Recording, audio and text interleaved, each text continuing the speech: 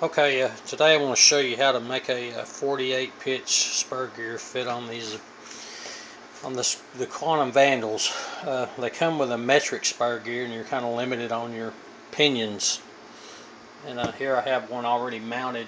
It's a 76 tooth from a Kyosho laser. I got a laser, so that's what I've been experimenting around with them and looking for spur gears that fit them. And I'm going to show you what all I've done to make it fit. Here's the other metric 65 tooth spur gear, and if you notice, if you put it on there, I really don't have a really good reference, but if you look, the difference between the 76 tooth 48 pitch and the 65 tooth metric is not much. This one here has got the teeth tore off of it, as you can see. You know, they don't come with a guard on them, so you know, occasionally you're going to lose teeth. I make my own guards, and I'll do another video on how to do that if you'd be interested. But I'm going to go ahead and tear this thing down and show you what I've done to make it fit. Okay, I got the nut off of it, and I'm going to go ahead and pull the spring and everything off of it. Here's the top plate. Alright, if you notice, I've made my own clutch disc here. See, I made a clutch disc to fit it. Here's the part number to the Kyosho gear I'm using. Like I said, it's a 48 pitch 76 tooth. I have a gasket material that I made my slipper clutch disc out of. You can see, just draw a line, let me get it off here. See, here's the top one. It's a crude hole, but it works. I'm trying to do this for the video. The pins fit just fine. Okay, well, most spur gears are a 5mm center hole is 5mm. And what I've done is I've taken a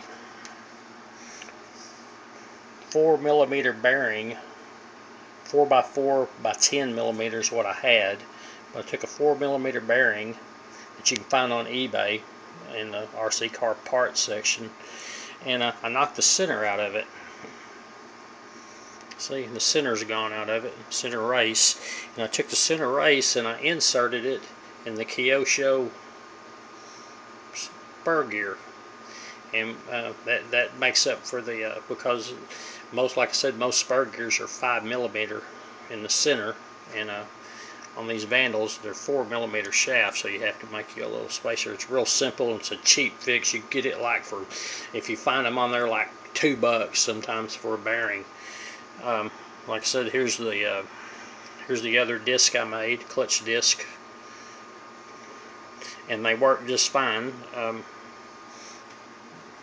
Anyway, that's what I've done, and that's how you do it. It's real simple. You know, your clutch disc, go back on there. You have to center them in the bearing, though. You know, you have to center with the hole of your spur gear before you stick them on there. And but they work fine, and I'm fortunate enough to have some material. This is gasket material, and this happens to be asbestos gasket material. I don't think you can get it anymore, but you can go to AutoZone for what you can buy a set of these clutch discs for. You can go to AutoZone, get you some paper gasket material. It has to be kind of thick.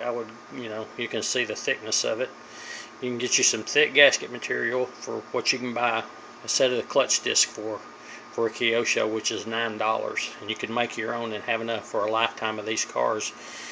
This way you have you can have a little bit of variety of what spur gear you're going to run. Like I said, this is a 76 on it I have now, and that's what I run. I run we dirt oval race these things, so we lock these spur gears down anyway. We don't run any slip in them whatsoever. But but I run a 76 spur gear, and on the pinion I'm running a 19 right now, but I'm running a 5200 kV motor, so that's what we're running. We run a pretty good, like a large dirt oval. It's a Devil's Bow RC Speedway in East Texas here. We're about 25 miles south of Texarkana, Texas. But I'll let you go for now, and I'm going to do another video on how to make your guard to keep the rocks and stuff out of it, so that the stripping like this right here won't happen to you. Alright, see you later.